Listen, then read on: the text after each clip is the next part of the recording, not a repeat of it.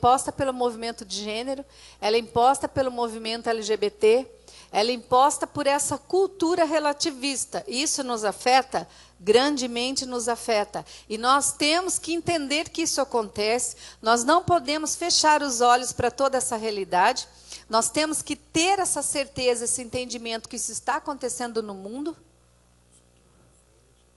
Ai, obrigada. Se eu não preciso falar para ela, vai para frente, vai para trás. Vamos ver se funciona. Ixi. Não. Vai para trás? Para onde?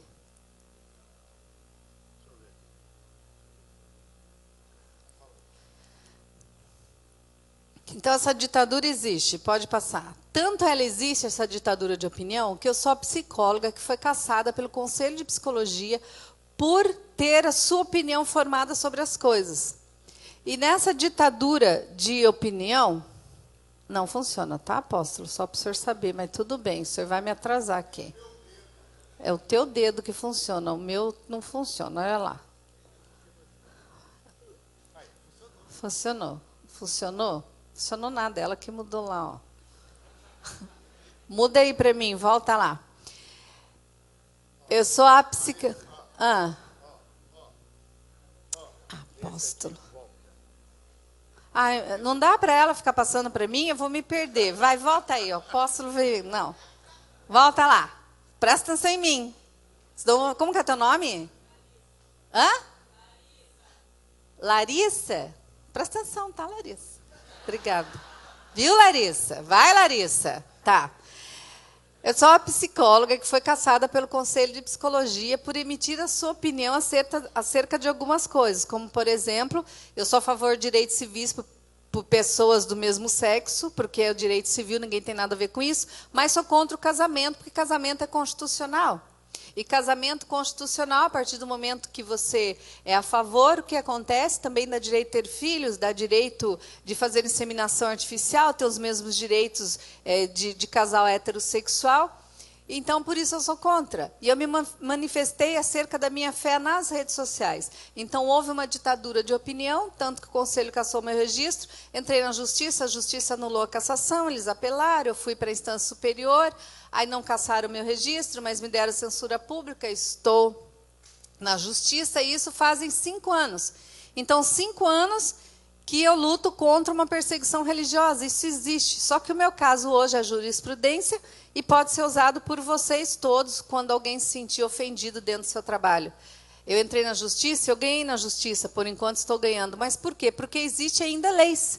E essas leis, elas favorecem qualquer pessoa, independente da religião.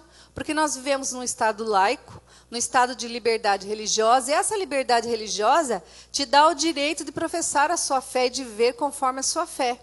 Só que esse direito tem sido subtraído dos evangélicos, na verdade. Nós é que não temos esse direito mais. Então, há uma manipulação do judiciário para nos impedir de professar a nossa fé ou de viver, pelo menos, como nós queremos, como nós acreditamos que temos que viver. Amém? Então, nós estamos vivendo uma geração de crise. Isso, Larissa.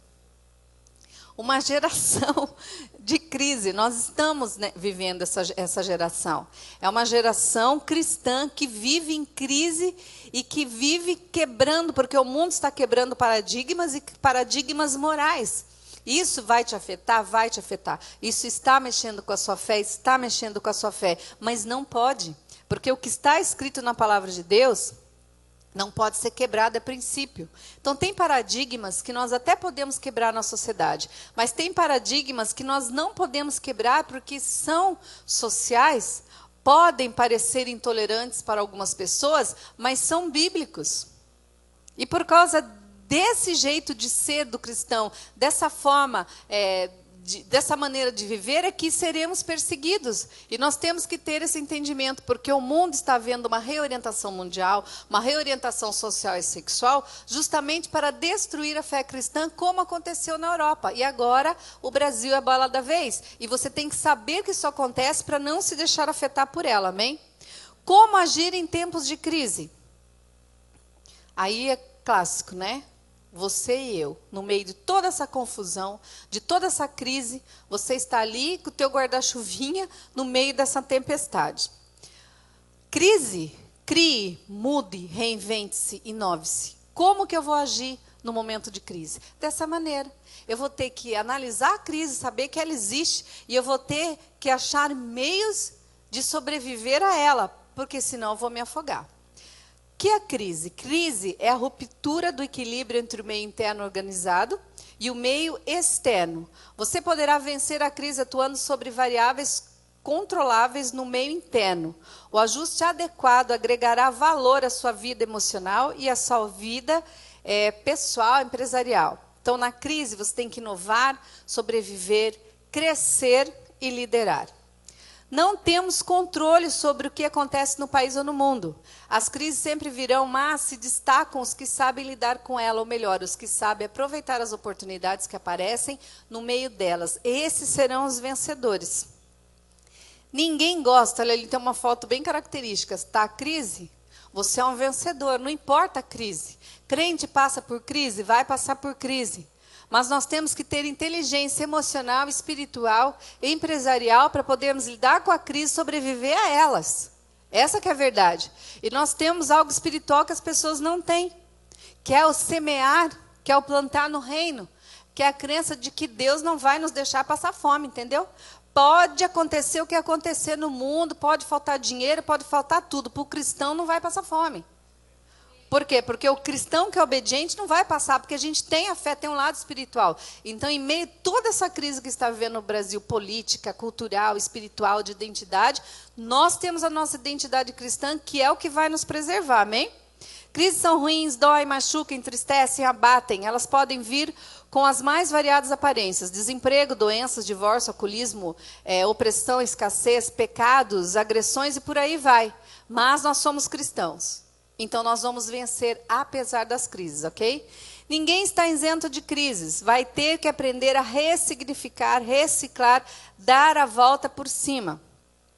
Com tudo isso, como tudo está piorando, eu antes vendia hardware, depois vendi software, e agora eu vendo Tupperware.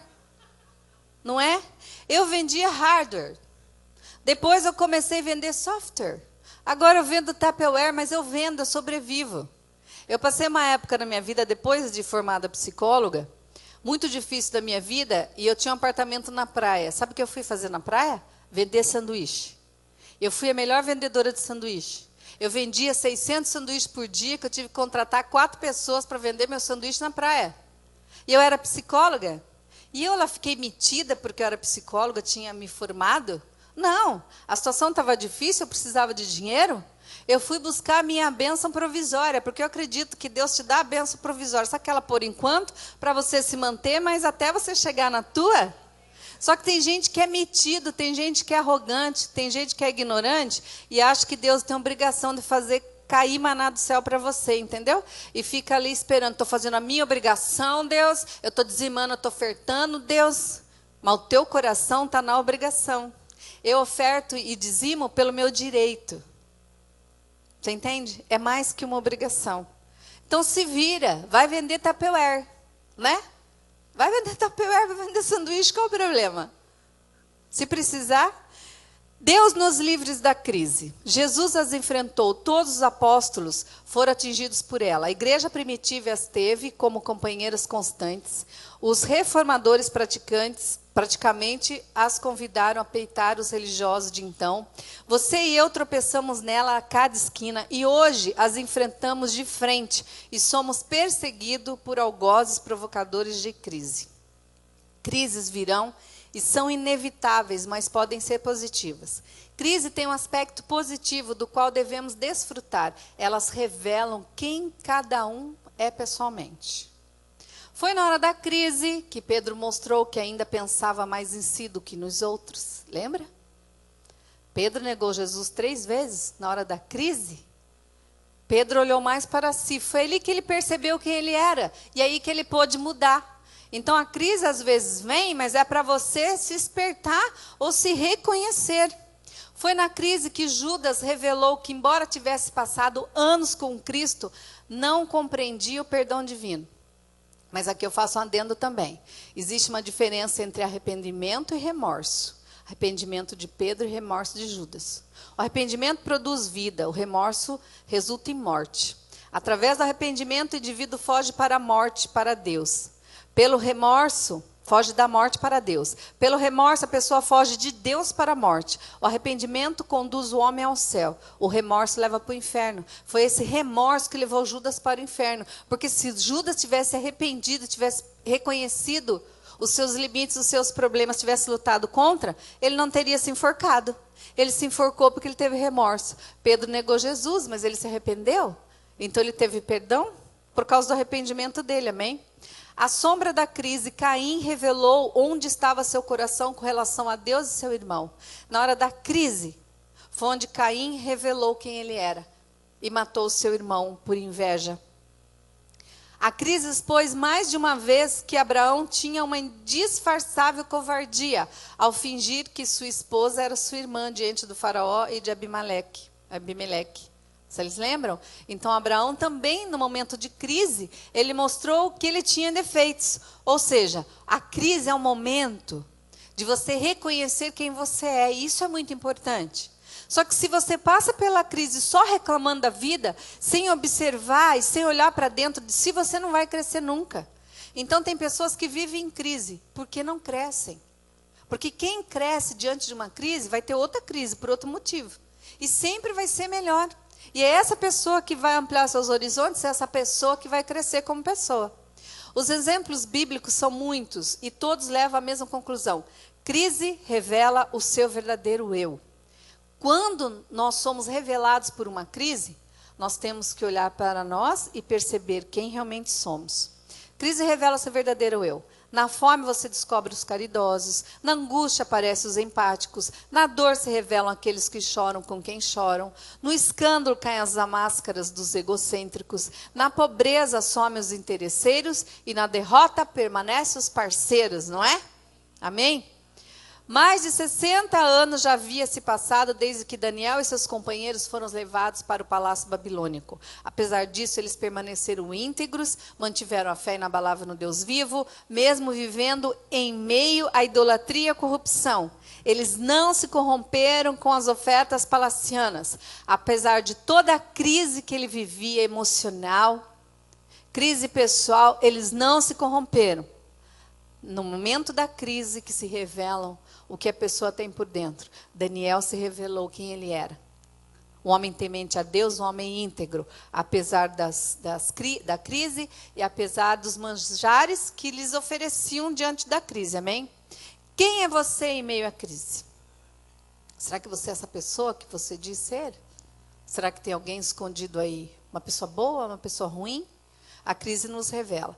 Quando você não tem mais nada a oferecer, se destacam seus verdadeiros amigos e desaparecem os falsos. Crise também é bom para fazer uma limpa na tua vida. Não chore porque os amigos foram embora, porque não eram seus amigos, porque se fosse, ficariam com você. Então, dê graças a Deus, é um livramento. Então, crise é bom, porque te livra desses falsos amigos. As riquezas multiplicam os amigos, mas o pobre, seu próprio amigo, o deixa. Provérbios 19:4. É real, é crise. Crise é para te libertar de si mesmo e te libertar das falsidades, amém? A crise peneira os que de fato têm amor no coração dos que têm apenas aparência de piedade. Quando você tinha tudo, todo mundo te achava o máximo. Agora que você não tem nada, quem te acha o máximo? Só os teus verdadeiros amigos. Quem são? Às vezes ninguém, às vezes você vai perceber que é só o teu marido, a tua esposa, os teus filhos, o teu pai e tua mãe, e às vezes nem eles, é só Deus mesmo. Repare que riqueza aqui não se refere apenas a dinheiro, mas a tudo que você pode oferecer. Quando você está em crise, as pessoas somem de outro lado. Sumiram por quê? O que você tinha para oferecer? Você era rico, você era soberbo, você era metido, comprava todo mundo. Agora você é pobre, você não tem nada para oferecer, então as pessoas somem de você. Quando você é rico e é uma pessoa boa, uma pessoa que se doa para as outras pessoas, uma pessoa caridosa, uma pessoa amiga, quando é rica, quando você é pobre, teus amigos ficam. Tem esse lado. né? Mas se você é um soberbo porque tem dinheiro, não tem nada a oferecer. Jesus tinha muito a oferecer, ele não tinha dinheiro, mas ele tinha muito a oferecer. Por isso as pessoas ficaram do lado dele. Os ruins se afastaram. Quem foi o ruim? Judas. Pedro traiu Jesus, mas se arrependeu porque sabia quem era Jesus. Será que as pessoas sabem quem é você? Quem sou eu também, né? A crise também revela seus verdadeiros amigos. Olha que legal, está caindo, os amiguinhos estão lá te levantando. Né? Não tem só gente te empurrando para baixo, entendeu? Então a crise é bom, porque a crise ela te afasta dos amigos ruins, mas ela também te mostra quem são os seus bons e verdadeiros amigos. Atitudes em tempo de crise. Um homem desesperado deve receber a compaixão de seus amigos, muito embora ele tenha abandonado o temor do Todo-Poderoso. O homem desesperado abandonou o temor de Deus. Eu vivi vivo numa crise, né? Eu era a psicóloga top em Curitiba, todas as universidades me queriam, no dia seguinte eu passei a nada. Entrei em desespero, por um tempo entrei em desespero, entrei em depressão, de repente eu falei, mas que raio de pessoa eu sou? Que fé eu tenho em Deus? E comecei a olhar para dentro de mim e consertar muitas coisas em mim. Eu usei essa crise para me fortalecer como pessoa, me fortalecer espiritualmente, para ter uma força fora do comum, para poder enfrentar esse mundo. E eu acreditei tanto que Deus ia fazer alguma coisa por mim, que eu estava certa, que realmente hoje não foi de uma hora, falta muita coisa. Eu sei que eu comecei a colher, mas comecei a colher. Eu não morri, eu não passei fome. Tem momentos que eu achei que eu ia passar fome, sério, que eu dormia e chorava, e amanhã Deus estava ali, com um pouquinho dele, e eu estou muito bem. Muito bem, eu tinha o que oferecer no meu momento de crise. Os meus amigos sumiram quase todos, porque amigos não eram, mas novos amigos vieram. Os bons mesmo amigos, que quase não tinha nenhum, mas o que sobrou me ajudou a me levantar. E os que me empurraram para baixo, hoje estão pedindo, por favor, venha se somar a nós. Então, Deus te honra sempre. Se você sabe quem você é no momento de crise, ou aproveita para se reciclar. Amém? Atitudes em tempo de crise. Eclesiastes 1:2. Lança o teu pão sobre as águas, porque depois, muitos dias, o achará. Reparte com 7, ainda com 8, porque não sabes que mal haverá sobre a terra. Prudência. Nesta passagem bíblica, Deus acentua 3 verdades. E eu vou falar 2 para vocês. Lança o teu pão sobre as águas, porque depois de muitos dias o achará. Repartir. Reparte com 7, ainda com 8, porque não sabes que mal haverá sobre a terra. O importante é observar que são estímulos a que se invista apesar da crise. Lança o pão sobre as águas, não trará retorno imediato. Muitas vezes você lança e espera, no dia seguinte eu dizimei aqui, eu ofertei aqui, eu fiz o bem ali, vai ter que vir imediatamente. Não vem, eu sou prova disso, não vem imediatamente. Te dá um desespero, você vai ter que ter fé, você vai ter que plantar, vai ter que semear, vai ter que esperar, vai ter que ser prudente e vai ter que se lançar, fazer alguma coisa. Quando eu me formei, que eu fiquei numa situação difícil, eu fui vender sanduíche. Eu sabia que não era para vender sanduíche, que aquilo não era a minha bênção, mas eu estava plantando, passar fome eu não ia. Passar fome eu não ia, eu tinha que fazer alguma coisa. Então, eu não tinha orgulho dizer que eu não podia fazer isso, eu não podia fazer aquilo. Eu fui e fiz. Terceiro verbo é o semear. Semear incessantemente tem como estímulo não a certeza, mas a dúvida. Não sabes qual prosperar. Semeia. Eu semeei no sanduíche, eu podia ter virado uma dona de uma franquia de fast food. Ué, quem sabe? Mas eu joguei. Eu semeei lá. Eu fui fazer artesanato, eu fazia sabonete. Eu semeei em tudo quanto é canto. Hoje eu sou uma pessoa, eu estava falando para o apóstolo, que eu fiquei uma semana em casa, eu e meu marido, nós customizamos a nossa casa inteira. Mas porque eu sei pintar, gente. Eu sei customizar móveis, eu aprendi no momento de dificuldade. Eu sei fazer sabonete, eu sei fazer arranjo, eu sei fazer tudo. Mas porque no meu momento de dificuldade, ao invés de ficar chorando, eu fui aprender a fazer alguma coisa, só não sei costurar. E estou sentindo falta, que eu precisei trocar umas almofadas. Falei, puxa, se eu soubesse costurar e tivesse uma máquina. Meu marido, pelo amor de Deus, né? A mulher ainda quer costurar e vou aprender, porque eu quero. Eu não quero ficar dando meu dinheiro para os outros, eu quero eu mesmo fazer. Qual é o problema? Quando eu entendi isso, eu saí da depressão. que eu posso fazer muitas coisas, amém? Então, semeie incessantemente. É um estímulo. Você não sabe qual semente vai germinar, mas você sabe que vai, porque você plantou. Amém? Crises são momentos de semear o teu futuro. Pela manhã, semeia a tua semente, e à tarde não retires a tua mão, porque tu não sabes qual prosperará, se esta, se aquela, ou se ambas igualmente serão boas. Imagine várias coisas prosperando ao mesmo tempo. Semear oportunidades de inovação futura em momentos de crise fará com que você reforce suas expectativas e saia da crise ainda mais forte. Amém? Seu desempenho pós-crise depende de como você entrou no período da crise e daquilo que fez durante. A crise é muito importante. Mas você tem que analisar. Estou numa crise, não entra só em desespero e fica em depressão, não. Você tem que começar naquela crise do desespero. Meu Deus do céu, o que eu vou fazer? No momento da crise, sabe o que eu fui fazer? Eu fui fazer filosofia de direitos humanos. E hoje eu palestro num monte de lugar porque eu fiz filosofia de direitos humanos. Eu fiquei 6 meses chorando, não fiz nada, não cresci. Parei de chorar e falei, eu vou fazer. Eu tinha dinheiro para fazer? Não. Eu semeava o pouco que eu tinha e dizia, Deus, eu quero fazer filosofia de direitos humanos. Eu chorava de manhã e fazia filosofia de direitos humanos à noite. E hoje eu estou rindo. Porque eu posso dizer, eu sou psicóloga, especialista em direitos humanos. Olha que chique. Né? E isso, na minha profissão, é muito importante. Aí fiquei chorando, queria fazer psicanálise. Eu já tinha feito 1 ano e meio, falta 1 ano só. E eu atormentei tanto a Sociedade Psicanalítica do Paraná que eu ganhei o curso em psicanálise. Então, eu estou fazendo. Ah, porque ela tem dinheiro para fazer todos esses cursos? Não. É porque eu invisto nas pessoas. E as pessoas, no momento que eu estou precisando, estão investindo em mim. Vocês entendem? O rio atinge seus objetivos porque aprendeu a contornar obstáculos. Eu estou aprendendo a contornar os obstáculos. No momento da minha crise, eu tenho que pensar e agir. Eu não fico só chorando. Eu tenho que saber, meu Deus do céu, eu sou crente, eu acredito em Deus, na palavra de Deus. Tem que dar certo para mim. Só que eu tenho que lançar minha semente. Eu tenho que semear, amém? Outra questão no meio da crise. Seja proativo, isso é muito importante. Não deixe para amanhã o que você pode fazer hoje. Não olhe para as circunstâncias. Tenha fé na sua capacidade em Deus. Um monte de peixinho no aquário e um aquário vazio. Dá seus pulos. Amém? Dá seus pulos. Dá um jeito. Não fique no marasmo. Não fique na monotonia.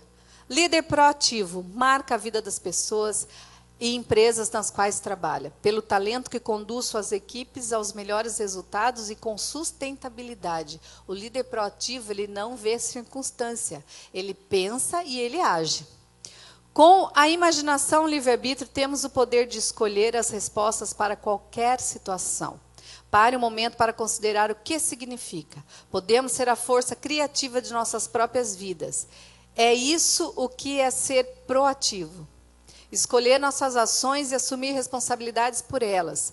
Muitas coisas na vida escapam do nosso controle, como o tempo, por exemplo, ou o que os outros fazem ou dizem. Mas você pode ser um líder procriativo. Você pode fazer por você o que ninguém é capaz de fazer, mas não fique esperando a situação melhorar. Não olhe para as circunstâncias. Faça melhorar. Você pode fazer melhorar. Atitudes em tempo de crise. Ser proativo e ter fé. Quem observa o vento nunca semeará, e o que olha para as nuvens nunca cegará. Não tenha medo, tenha fé. Fé e razão. Você tem que ter uma fé inteligente, o conhecimento do que está acontecendo com você e até onde você pode ir, amém? Se esperarmos por circunstâncias ideais para fazermos algo, perdemos o nosso tempo, pois talvez eles não venham nunca. Se você não sabe o que precisa ser feito, não fique esperando por algum sinal dos céus. Não deixe para amanhã o que você pode fazer hoje. Você só tem hoje, o teu amanhã vai depender do teu hoje. Se você plantou hoje, amanhã você pode germinar alguma coisa na tua vida. Se você não plantar nada, não vai germinar nada e o teu futuro vai ser péssimo. Então não importa a crise que estejamos passando, se é financeira, se é pessoal, se é moral, se é intelectual, se é cultural. Crise social, política, não importa. Plante no teu futuro. Plante sementes boas. Nós sabemos quais são as sementes. Um bom investidor não teme correr os riscos, porém é sábio e astuto. Todavia, para investir bem em sua vida e sua profissão, é fundamental saber em que aplicar, buscando sempre o melhor retorno possível, de acordo com o nível do risco assumido. Então, uma pessoa, mesmo em crise, você tem que respirar fundo, contar até 10, analisar a situação. Você tem que investir, ser proativo, mas você tem que ser prudente também. Não vai se arriscando em qualquer coisa. Quando eu fui vender sanduíche na praia, ou fazer minhas coisinhas, meu sabonete, eu sabia até onde eu podia ir, quanto eu podia gastar, não foi assim. E eu tive bastante retorno por isso. A crise pode paralisar sua mente, mas também pode ser um incentivo à ação. Há riscos por toda parte, mas um crente tem fé e confia no seu futuro e em Deus. O empreendedor cristão sabe que é melhor falhar sendo arrojado, corajoso, do que agarrando os recursos e guardando-os para si mesmo. Não guarde ou esconda seus talentos, com medo do futuro. Confie na fidelidade de Deus com você, amém? Não coloque limites em seus sonhos, coloque fé. Você tem sonho? Coloque fé, seja prudente e vai fazer. Não coloque ego no teu sonho, porque se eu colocasse ego no meu sonho, eu teria passado fome e necessidades. E eu fui a melhor vendedora de sanduíche. Tanto que depois eu arrumei um emprego numa televisão, que eu tive programa de televisão, mas isso é uma outra história, porque eu estava vendendo sanduíche. Acredite se quiser, é uma loucura aí. Amém? Não desista de seus objetivos. Albert Einstein, físico alemão, um dos maiores gênios do século XX. Eu tentei 99 vezes e falhei, mas na 100ª tentativa eu consegui. Nunca desista dos seus objetivos, mesmo que esses pareçam impossíveis. A próxima tentativa pode ser vitoriosa. Então você está tentando, tentando e não consegue. Tentando, tentando e não consegue. Eu queria muito escrever um livro pela editora do Central Gospel. E eu tentava escrever esse livro sobre ideologia de gênero há 5 anos. Quando eu já estava meio que desistindo, eu conheci o Daniel, um ano atrás. E o Daniel trabalhava na Central Gospel. Eu pensei, ixi, eu vou usar o Daniel para eu conseguir entrar na Central Gospel. O cara não saiu da Central Gospel? Apóstolo. Eu falei, o que adianta eu ter amizade com a criatura Daniel? Saiu da Central, a interesseira, né? Saiu da Central Gospel. E ele foi fazer um curso em Curitiba e nós ficamos amigos, ele é amigo da minha família e tá amigão, o Daniel. De repente, o Daniel me colocou de frente com o diretor da Central Gospel. E meu livro vai sair da Central Gospel. Agora no primeiro semestre. É um sonho que eu já estava desistindo. O Daniel saiu da Central Gospel. E mesmo saindo, mesmo fora, ele teve mais poder para me colocar na frente do diretor. Vocês entendem? Não desista dos seus sonhos. Trabalhe mais em tempos de crise. O único lugar onde o sucesso vem antes do trabalho é no dicionário. Amém, irmãos? O único lugar de sucesso vem antes do trabalho. Trabalhe, depois você vai ter sucesso. Semeie, depois você vai plantar. Não tem colher, é isso. Você não tem como colher antes. Você tem que plantar, semear, aí você vai colher. Se você não plantou nada, você vai colher nada. Nada vezes nada, zero.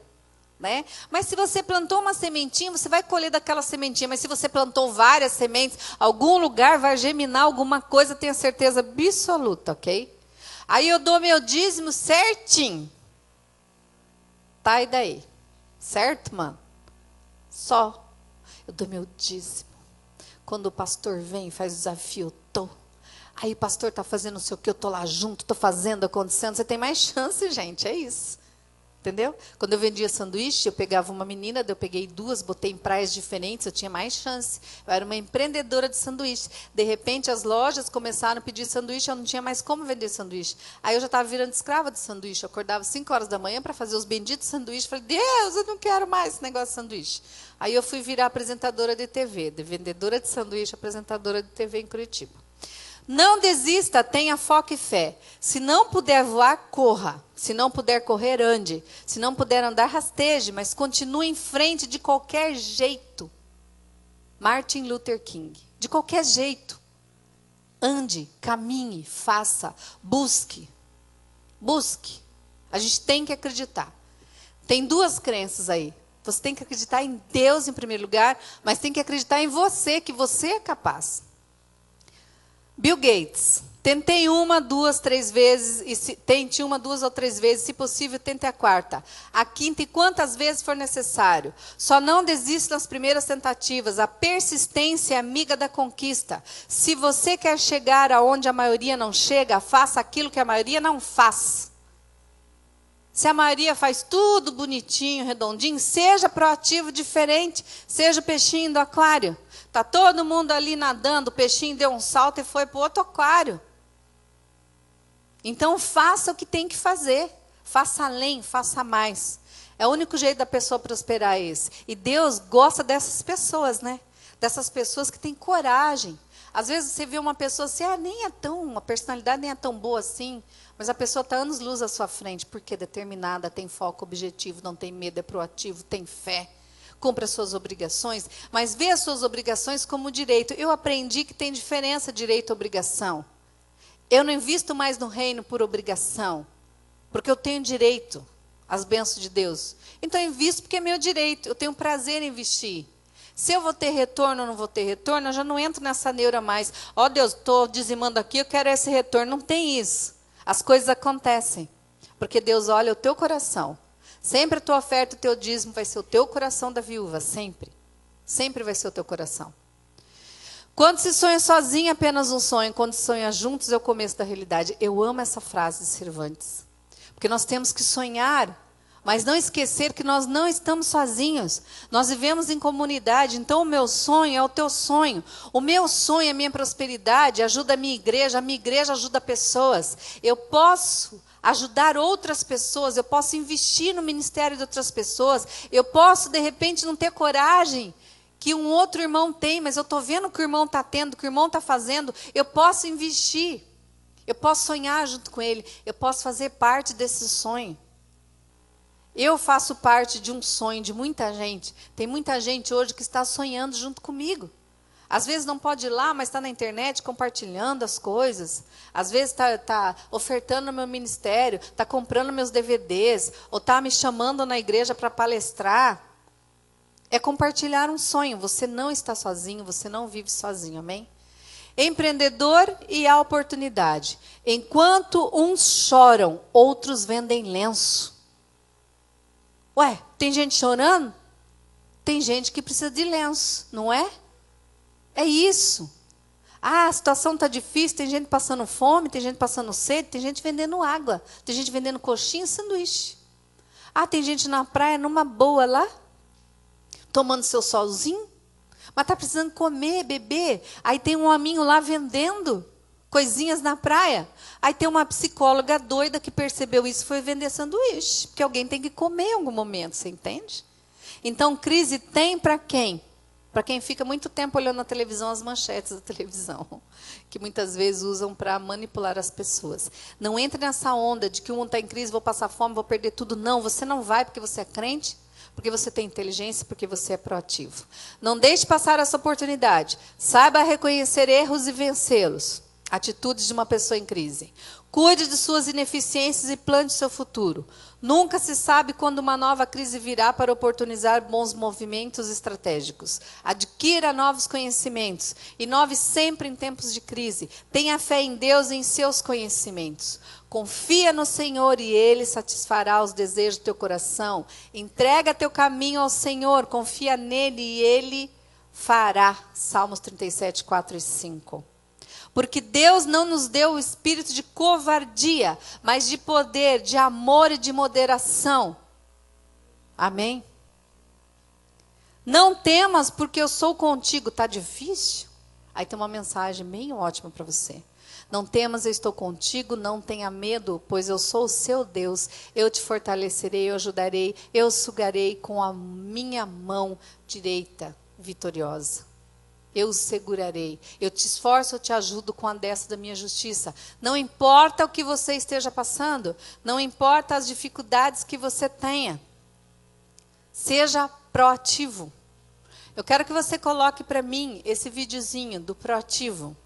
Seja como esse ratinho. Consegue achar aí? Tem um ratinho muito legal, um vídeo que eu amo muito. Que é um vídeo do ratinho que está atrás do seu queijo. Você é esse ratinho atrás do seu queijo, que é do seu sonho. Vamos ver como que você reage diante de uma dificuldade. Pode passar. Such a feeling's coming over me. There is wonder in most everything I see. Not a cloud in the sky, got the sun in my eyes, and I won't be surprised if it's a dream. I'm on the top of the world. Acabou para você, né? Beautiful friend, this is the end, my only friend, the end of our elaborate plans. Quando você acha que está tudo perdido, seja proativo. Use teus músculos, teu cérebro. Quando todo mundo achou que o ratinho estava morto, ele estava pensando, meu Deus, o que eu vou fazer para me livrar dessa crise, dessa ratoeira? Ele usou primeiro o físico e a cabeça, fortaleceu os músculos e, enfim, o ratinho é vitorioso. E esse é você, amém? A igreja fica em pé.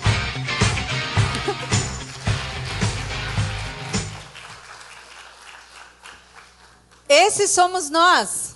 Apóstolo, venha orar aqui. Em tempos de crise, nós temos que saber o que fazer com a nossa vida. Nós não podemos de forma alguma ficar esperando sentadinho no conforto da nossa igreja, enquanto o mundo inteiro está passando por crise aí fora. Eu não estou em crise. Eu estou passando por um deserto, eu estou passando por uma dificuldade, mas eu sei quem está me esperando no final desse deserto. E o momento de deserto, de crise, é justamente o momento que Deus usa para nos fortalecer. Porque é nesses momentos que eu vou perceber quem está comigo, quem não está, quem vale a pena. Ah, eu estou triste porque aquele irmão sumiu. Sumiu, deu graças a Deus. Às vezes, no momento de crise, é que você vai olhar quem realmente está com você. Às vezes, nem é a pessoa que você ficava apostando e puxando o saco. Muitas vezes, é uma pessoa que você nem dava importância. Essa é a pessoa que pode te ajudar. Então, reconhecer quem está do seu lado é importante. Ter esse desprendimento de ego mesmo. De olhar, eu não vou passar necessidade, porque eu não nasci para passar necessidade. Eu não vou ficar sentada num banquinho chorando, não. Eu vou usar o poder da palavra de Deus, eu vou usar o meu poder pessoal, porque eu tenho esse poder pessoal, nós temos esse poder pessoal. Tem a fé do possível e a fé do impossível. O impossível pertence a Deus, mas o possível é você. Quando Deus diz, eu te esforço, eu te ajudo, Ele está dizendo, vamos lá, dê o passo que eu vou do teu ladinho. Vamos, eu vou te ajudar. Mas você não pode ser aquele crente que Deus vive arrastando. Vive arrastando, e nem aquele que quer arrastar Deus, muito menos, né? Mas aqueles crentes que deve ser terrível para Deus. É como um pai ver um filho, aquele filho que vive reclamando, que não é proativo, que não faz nada e reclama. Chega uma hora que você desiste. Você dá tudo, sustenta o filho. Mas você tem mais orgulho daquele que realmente se movimenta. Mexa-se. Na igreja é a mesma coisa. Movimente-se, mexa-se. No mundo, na empresa, em qualquer lugar. O chefe fica de olho, né, apóstolo? Esse apóstolo que trabalhou numa empresa grande, a Petrobras, sabe disso. O chefe, ele fica de olho em você. Às vezes você nem tem esse conhecimento todo, mas ele está vendo você. Ele quer você perto dele. E eu creio que Deus é assim. E o pastor também, claro. Fica de olho, olha lá, a irmã faz isso, o irmão faz aquilo, irmão. Tem aqueles que fazem, mas incomoda. Mas fica cobrando toda hora. Estou fazendo, tá? Estou fazendo, tá? Nossa, eu nem olho para essa pessoa. Se está fazendo, relaxa. Porque se você está fazendo de coração, Deus está vendo. Estou ofertando, tá, Deus? Estou ofertando, tá, Deus? Deus está vendo. Está vendo o teu coração, o porquê que você está ofertando. Por isso que não veja como uma obrigação as coisas que você faz. Veja como um direito. Quando você olhar, isso é meu direito. Eu estou aqui agradando o pastor. Uma vez eu lembro um pastor que eu fui passar a camisa de um pastor. O pastor olhou para mim e falou assim, por que você está passando a minha camisa? Eu falei, porque a tua camisa está amassada, o senhor está aqui na minha casa e eu fui passar a tua camisa. Ele falou, não, irmã, deixa, não precisa. Eu falei, eu não estou agradando o senhor, estou agradando a Deus, o senhor é um homem de Deus, estou passando tua camisa bonitinho aqui, estou fazendo uma comidinha bonitinha. O pastor ficou constrangido, porque eu e meu marido estávamos agradando em todos os sentidos. Eu falei, pastor, o senhor está com essa camisa toda amassada, me dá aqui, fui passar, ele ficou constrangido. Era ele que eu estava querendo puxar o saco? Eu olhei para ele e falei assim, pastor, eu não estou agradando o senhor, eu estou agradando o meu Deus, porque eu estou agradando um profeta de Deus. E ele aprendeu isso como lição, e é uma grande verdade.